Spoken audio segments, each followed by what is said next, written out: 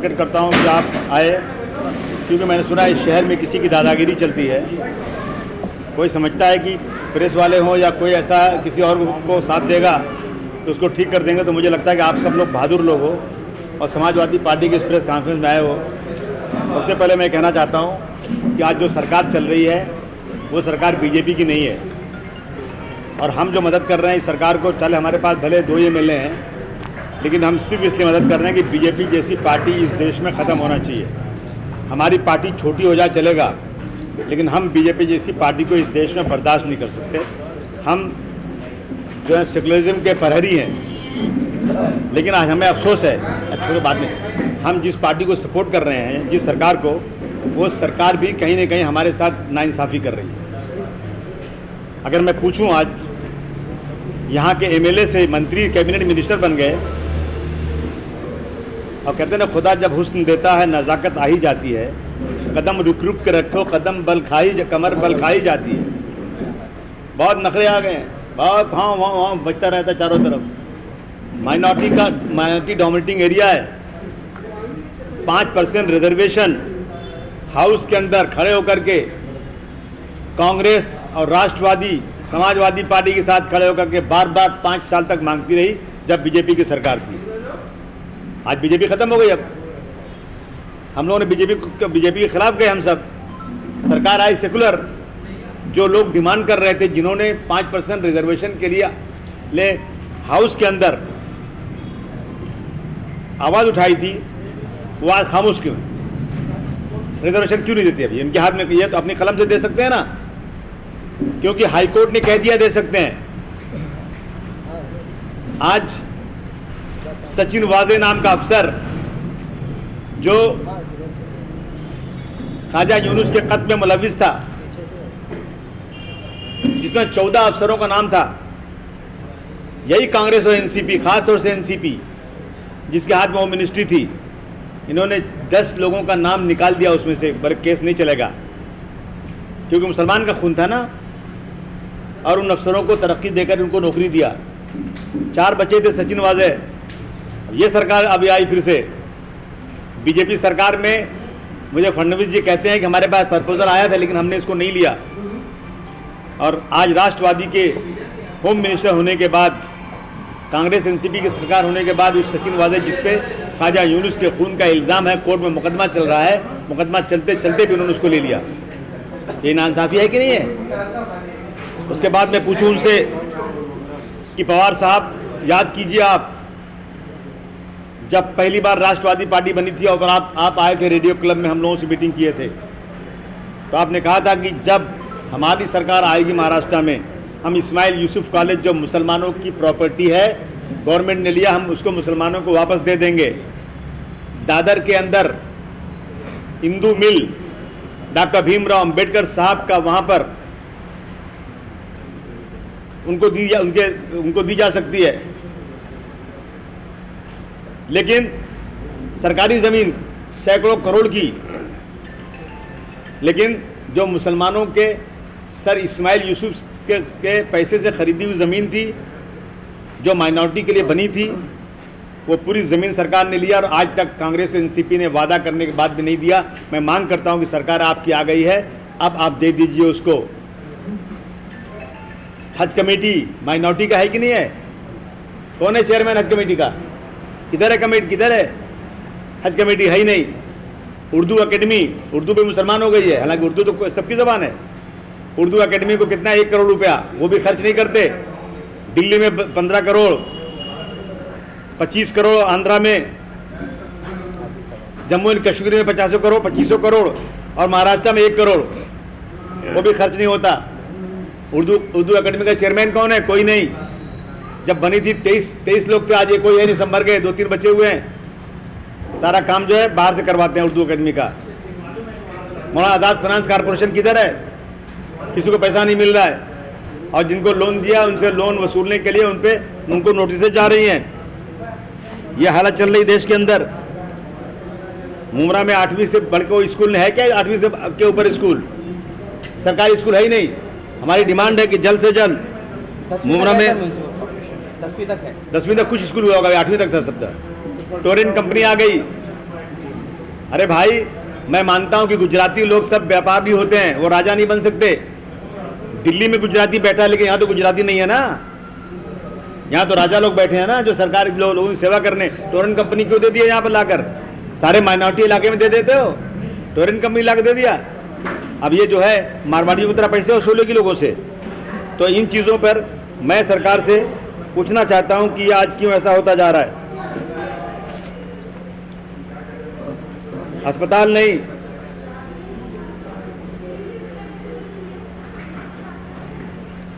Minority को सिर्फ 500 करोड़ रुपया। जरा सोचो भाइयों, आप लोग मुझे बताओ अगर मैं गलत बोल रहा हूं तो। माइनॉरिटी की तादाद कितनी है महाराष्ट्र में? 13 से 14% मुसलमान, 13 से 14% मुसलमान, 1% सिख, 1-2% क्रिश्चियन, 7% बुद्धिस्ट, सब मिला के 23%। कितना बजट है? 500 करोड़। और 22 से 23% एससी और एसटी है। 22-23% माइनॉरिटी, 22-23% एससी एसटी। उनका बजट कितना मालूम है? 12,000 करोड़। कहां राजा भोज, कहां गंगू तेली? यहां 500 करोड़, यहां 12,000 करोड़। और हर मंत्रालय से पैसा अलग से मिलता है उनको। टूरिज्म के नाम पर मंदिरों को पैसे दिए जा रहे हैं, मुझे कोई एतराज नहीं है, जरूर दीजिए, लेकिन टूरिज्म तो हाजी अली पे भी होता है। टूरिज्म तो मखदूम माहिमी दरगाह पे भी हजारों लोग आते हैं बाहर से। इनको क्यों नहीं देते फंड? इनको फंड नहीं। इन चीजों को लेकर मैं बहुत सीरियस हूं और मैं अपना इलाका मुमरा में आया हूं कि अब की बात समाजवादी पार्टी को मजबूत करूंगा। एक लोगों के घर जा रहा हूं, लोगों को समझा रहा हूं कि समाजवादी पार्टी को मजबूत करना जरूरी है। जिनको हम चुनकर लाते हैं, हमारा वोट लेकर हमसे दादागिरी करते हैं। तो इस मकसद से मैं एक कॉलोनी में जा रहा हूं। आदिल आजमी के नेतृत्व में यहाँ काम हो रहा है और लोगों को जोड़ा जा रहा है। थोड़े दिनों के बाद एक ट्रेनिंग कैंप करूंगा और मुमरा में समाजवादी पार्टी सबसे मजबूत बना के दिखाऊंगा। ये मैंने एक जो है चैलेंज कबूल किया है और मुझे उम्मीद है कि लोग मेरा साथ देंगे। पूछिए सर। माइनॉरिटी की आप बात कर रहे हैं सर, बेहतरीन बात की आपने। आपकी दाढ़ हमने हाउस में भी सुनी है, विधानसभा में आपकी दाढ़ सुनी हमने।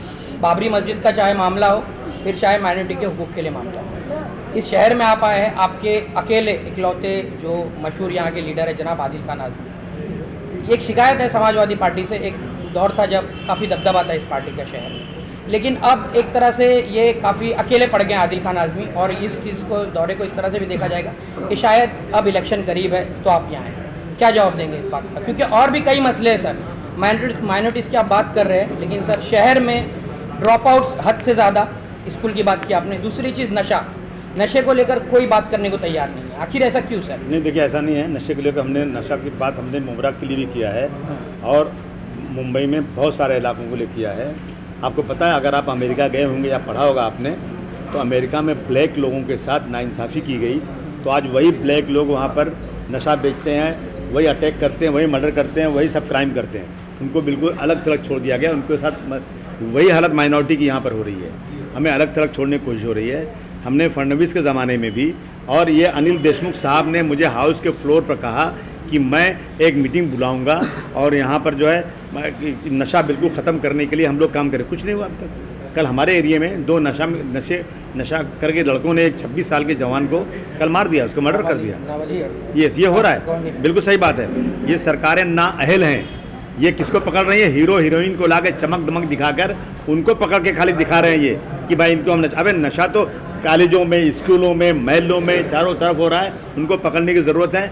बिल्कुल सही बात है। हम लोग अगर आप देखेंगे तो अगर असेंबली के हर सेशन में नशे पर आवाज़ उठाई गई है और मैंने ये भी कहा है कि मुझे मानकू शिवाजी नगर के लिए अगर तुम्हारे पास ताकत नहीं है तो मुझे 1 महीना दे दो।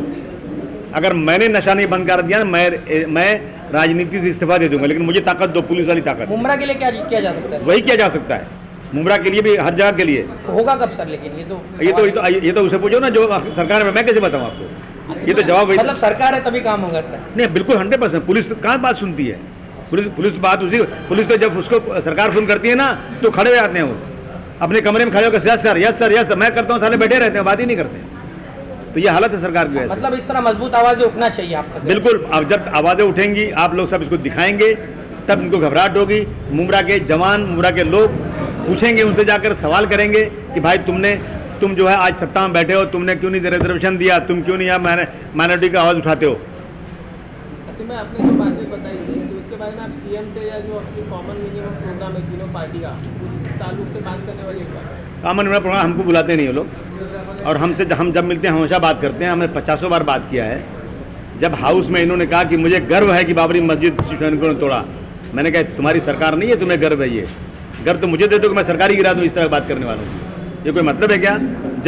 जब ये कह दिया सुप्रीम कोर्ट ने कि बाबरी मस्जिद का डिमोलिशन जो था वो गलत था, क्रिमिनल एक्टिविटी थी, उसके बाद भी हमारे सीएम साहब बोल रहे हैं, हमने आवाज़ उठाई, हम क्या कर सकते हैं? हाँ, हमारे पास इतनी ताकत हो कि सरकार ऐसा काम करे तो हम सरकार की नकेल पकड़ सकें, वही हम नकेल पकड़ने की ताकत ढूंढ रहे हैं। सर, आगामी मनपा चुनाव में और SC/ST का जो प्रमोशन रिजर्वेशन का इशू है उसके बारे में लगातार 3 दिन से मीटिंग चल रही है सीएम की और बाकी मिनिस्टर्स की। तो मुस्लिम रिजर्वेशन को जो हाईकोर्ट ने वैलिड करार दिया था उसके बारे में फिर से नए से कुछ करने का प्लान है क्या आपका? मेरे लाल, आवाज़ें उठाऊंगा और क्या करूं? अगर सड़क पे उतरता हूं ना तो पुलिस मारती है कि वो है अपना लॉकडाउन चल रहा है। हाउस में बोलता हूं, यहाँ बोलता हूं तो ये कहते हैं, एनसीपी वाले कहते हैं कि भाई ये आवाज़ मत उठाओ नहीं तो बीजेपी को फायदा हो जाएगा। तो कहीं ना कहीं सर इसकी वजह यह है कि कम्युनिटी को भी बेदारी नहीं है। रिजर्वेशन क्या है यही आधे से ज़्यादा नहीं, होना तो ये चाहिए, बेदारी लाएगी सर। होना तो ये चाहिए कि कम्युनिटी का एक एक आदमी काला झंडा लेके खड़ा हो जाए। अगर मुझे चुन के दिया है और मैं वादा खिलाफी कर रहा हूं तो मुझे मेरे इलाके में घुसने को न मिले तो काम होगा। मुंह में कालिक पोत दी जाए, गाड़ी आगे न जाने दिया जाए, पुलिस की गाड़ी में आए पुलिस को भी रोक दिया जाए कि आपको हमने वोट देकर जिताया है और आप हमारे साथ नाइंसाफी कर रहे हो, आप मेरे इलाके में नहीं आ सकते। ये अगर जागृति आएगी तो फिर इनको अपनी इज्जत बचाने के लिए करना पड़ेगा। मुमरा कौसा के आवाम के लिए आप क्या संदेश दोगे? मैं संदेश दे रहा हूँ कि एक मुत्तहिद हो तो बदल सकते हो दुनिया का निज़ाम, और मुंतशिर हो तो मरो शोर मचाते क्यों हो। सर, आगामी चुनाव में आपकी पार्टी कितने कैंडिडेट मुमरा कौसा में उतारने जा रही है? मैं 19 कैंडिडेट उतारना चाहता हूँ मुमरा कौसा में, और थाना में 10 उतारना चाहता हूँ। बस वही ढूंढ रहा हूँ अच्छे कैंडिडेट। सर, यह मुमरा में गठबंधन से इलेक्शन लड़ा जाएगा क्या? आप अपनी पार्टी मैं बीजेपी शिवसेना मेरा हाथ मिलेगा नहीं, कांग्रेस एनसीपी में हाथ मिलाऊंगा नहीं, तो मैं अकेले लड़ूंगा। मैं बाकी सब जगह में स्टेट में जो महाविकास आघाड़ी की पार्टियां हैं, कांग्रेस, एनसीपी, शिवसेना और आपकी समाजवादी पार्टी, तो उनके लोकल लेवल में जो सोशल इश्यूज है उनको हेल्प कर रहे हैं। मुमरा में आपका क्या एक्सपीरियंस है? नहीं समझा फिर से। जो तीनों पार्टी के कार्यकर्ता हैं उनके जो काम होते हैं सोशल, उसको सपोर्ट करते कांग्रेस वाले को, एनसीपी वाले, शिवसेना वाले, तो आपको यहाँ पे मुमरा में और पूरे स्टेट में क्या एक्सपीरियंस है? नहीं, अगर मुमरा से चुन कर आया है और सत्ता में है तो मुमरा के सारे लोगों की जो डिमांड है वो अगर पूरी करे तो मैं समझूँ कर रहा है काम। कहाँ काम कर रहा है? जो मुमरा का मसला है, कब्रिस्तान का, स्कूल का, हॉकर्स का बहुत बड़ा लफड़ा है। हॉकर्स बेचारे को क्या मारे मारे फिर रहे हैं। कितने मसले बताऊं मैं? मसले की बिल्कुल समझा भरमार है। तो उन चीज़ों को उस आदमी के सामने न उठा करके उसको फूलों का हार दिया जाएगा तो फिर मुझे लगता है यही हालत है। कहीं ना कहीं सर इस वक्त एक मजबूत अपोजिशन की ज़रूरत है पूरे देश में। आप अपने समाजवादी पार्टी के विचारधारा से नज़दीक किस पार्टी को समझते हैं? समाजवादी मिलती जुलती नहीं, देखिए मैं मिलती जुलती बताता, एक लालू जी की पार्टी है, ममता बनर्जी हैं, अपनी जिम्मेदारी नहीं बोलिए, अजीत सिंह की पार्टी है, समाजवादी पार्टी है। ये पार्टियां इकट्ठा होकर अभी आकर एक मोर्चा बनाएंगी तो चलेगा कि कांग्रेस बेचारी बूढ़ी हो गई है, 130-40 साल हो गया उस पार्टी को, अब वो पार्टी उठने वाली नहीं है, उनके पास लीडरशिप ख़त्म हो चुकी है। वो बेचारे सिर्फ जो है ना पुरानी बातें लेके चल रहे हैं। राहुल गांधी आजकल ट्रेनिंग कैंप में जाकर कुछ ट्रेनिंग में ले रहे भाषण करने की। अल्लाह करे, ईश्वर करे कि ट्रेनिंग ले रहे हैं अच्छी, कम से कम अपोजिशन में खड़े हो जाएं, वरना अभी तक कोई है नहीं। मैं तो अखिलेश जी से निवेदन कर रहा था कि अखिलेश जी आप भारतवर्ष का हर 5वां आदमी यूपी का है। आप उत्तर प्रदेश में बहुत अच्छी मजबूत सरकार चला चुके हो, अब आप यूपी से बाहर निकलो और जो क्षेत्रीय पार्टियां अच्छी हैं उनसे हाथ मिला करके बीजेपी का जो है जो सुबड़ा साफ करो। सर, मेरा एक सवाल रहेगा आपसे। बोलिए।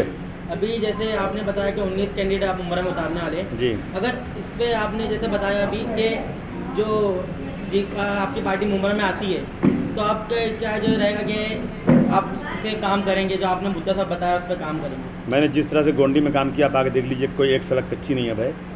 जितने स्कूल थे सब तोड़ के मैंने 5-5 4-4 माले के स्कूल बनवा दिए। स्कूलों में इंग्लिश मीडियम पढ़ाई कराएंगे, हाई स्कूल तक करेंगे। वहाँ पर गवर्नमेंट के कॉलेजेस और लड़कियों को गर्ल्स कॉलेज खोलने की कोशिश होगी। कब्रिस्तान की ज़मीन पूरी मिलना चाहिए उसको। हॉकर्स के लिए हॉकर जोन बनना चाहिए। जो इलेक्ट्रिक का मामला है, बिल्कुल ये टोरेंट को भगा देना चाहिए। यहाँ पर जो सरकार प्रॉफिट कमाने के लिए नहीं बैठी है, सरकार जनता की सेवा के लिए बैठी है। एक आदमी से इतना पैसा मांगो कि दे ही नहीं सकता वो, तो सरकार सब्सिडी दे, उस गरीब की हिमायत करे। इन चीज़ों पे समाजवादी पार्टी कम करेगी। दादा, इससे पहले भी कई वादे ऐसे हो चुके हैं, जैसे अभी आपने मुद्दा उठाया, इससे पहले भी कई वादे ऐसे हो चुके हैं, मगर अब तक मुमरा में कुछ देखने नहीं मिला, ना हॉकर जोन लीगल मिला। किसकी तरफ से? ये सब जो है नहीं, वादे किसकी तरफ से हुए? सत्ताधारी पार्टी की तरफ से हुए। सत्ताधारी पार्टी के खिलाफ तो खड़ा हो ना मुझे दो, मैं कर दूंगा पूरा वादा। आखिर में समाजवादी पार्टी में आप लोग अपना पॉलिटिकल करियर शुरू करते हैं लॉन्चिंग पैड के हिसाब से, और फिर बाकी पार्टी में जाते हैं। काफ़ी सारे नगर सेवक MLA मतलब नवाब मलिक साहब से लेकर असलम शेख तक का एक्सपीरियंस है, तो इसको मतलब अवॉइड करने के लिए क्या कुछ पॉलिसी है? ऐसा है ना कि आज के, मैंने उस दिन बोला था, किसी ने मुझे कहा था, आज के कार्यकर्ता देखिए, मेजॉरिटी किसको बोलते हैं? 51%, माइनॉरिटी बोलते हैं 49%। आज के मेजॉरिटी के कार्यकर्ता लोभी हो गए, लालची हो गए हैं। वो सिर्फ ढूंढते हैं कि टिकट कहाँ से मिले और पैसा कहाँ से मिले, इसीलिए ये होता है। मेरे एग्जाम्पल ले लो, जो मेरे चेहरे जो मेरे कदमों में बैठते थे, मंत्री बने बैठे हैं, लेकिन मैं तो वहीं हूँ जहाँ था, वहीं रहूँगा। क्यों गद्दारी क्यों करूँ? जिस पार्टी से हूँ, जो पार्टी का वसूल अच्छा है, भले सत्ता में आऊँ या ना आऊँ, लेकिन लड़ाई लड़ रहा हूँ। तो आज के लोग लालची होने की वजह से लोग भाग के चले जा रहे हैं, और कोई वजह क्या। देखो, जैसे एक मिसाल देता हूँ कि मैं गांव से एक आदमी लाया मुंबई में कि ये मेरी दुकान में काम करेगा, लेकिन मेरे सामने वही धंधा करने वाला एक और दूसरा आदमी है। वो देख रहा है कि ये सेल्समैन बड़ा अच्छा है यार, ये इसकी दुकान चल गई, तो मैं उसको दे रहा था 15,000 रुपये महीना। वो सामने वाला बोला मैं तुमको 25,000 दूंगा। तो बोला भाई मैं कितना एहसान मानूँ तुम्हारा, तो मैं चला उधर। यही हालत है। समाजवादी पार्टी यूपी में मजबूत है, महाराष्ट्र में इतनी मजबूत नहीं है, तो इसलिए लोग भाग जाते हैं। और मैं क्या, MIM आई थी ना, कहाँ गए सब? छोड़ के भाग गए सब, छोड़ भाग रहे हैं। अभी जो बिहार में है ना, वो सब उधर जा कर के बैठे हैं नीतीश के साथ। तो ऐसे ही हो रहा है, छोटी पार्टियों को बड़ी पार्टियां खा जाती हैं। वो ज़माना था और कि नेता लोग जो थे ना, बिल्कुल से काम करने के लिए बिल्कुल गरीबी में रह करके बिल्कुल अच्छा ईमानदारी से काम करते थे। लेकिन आज के लोग जो है ना, उन मंत्रियों को क्या कहेंगे जो हमारे मुस्लिम मंत्री मौजूद है कैबिनेट में इस वक्त महाराष्ट्र की, लेकिन just as a show piece, क्या मैसेज देंगे? मैं उनसे कहूँगा शर्म करो, शर्म करो। जो वादा किया था तो निभाओ, नहीं तो चुल्लू भर पानी में डूब मरो। ठीक है ना? महाराष्ट्र के माइनॉरिटी सेल के चीफ सर, महाराष्ट्र के माइनॉरिटी सेल के अध्यक्ष गफ्फार मलिक का परसों ही वो दुनिया से रुखसत हो गए, उनके लिए क्या कहना चाहिए? नहीं, अल्लाह ताला उनको जन्नतुल फिरदौस का आला मकाम दे। मैं जानता हूँ उनको उस वक्त से, जब मैं राजनीति में नहीं था। जब मैं जाता था उस वक्त इसहाक जमखाना वाले के पास, तो वो आते थे वहाँ पर कॉलेजेस के लिए, इसके लिए उन्होंने बहुत मेहनत किया। मैं अपनी तरफ से, मेरी पार्टी की तरफ से उनको खराज अक़ीदत पेश करता हूँ और दुआ करता हूँ अल्लाह ताला उनके बचे हुए कामों को, कोई लोग पैदा हो जाएँ जलगांव में, उसे पूरा करें और अल्लाह उनको जन्नत में जगह दे, उनके घर वालों को सब्र की तलकीन दे।